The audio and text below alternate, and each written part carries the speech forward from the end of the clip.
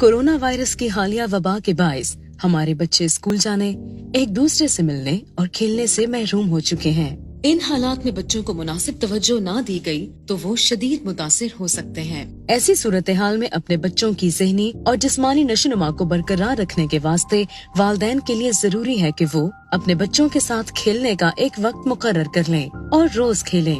आपका वक्त और आपकी तवज्जो बच्चों के लिए किसी भी खिलौने से ज्यादा मुफीद है। बच्चों के साथ सख्ती से नहीं बल्कि हमेशा नरमी से पेश आएं, क्योंकि बच्चे नए खेल और चीजों को समझने में वक्त लेते हैं। बच्चे दोहराने के अमल से सीखते हैं। वो किसी खेल को कितनी भी मर्तबा खेलने की जिद क्यों ना करें, वालिदैन को चाहिए कि उनकी ख्वाहिश का एहतराम करें। बच्चों की बात तवज्जो से सुने और नया खेल शुरू करने से पहले उनको समझाएं कि वो क्या खेलने जा रहे हैं और क्यों। बच्चों की हर कोशिश पर उनको शाबाश देना मत भूलें। याद रहे, आपकी मुस्कुराहट बच्चों का हौसला बढ़ाती है और आपका मुसलसल मुस्बत रवैया उनमें खुद एतमादी पैदा करता है।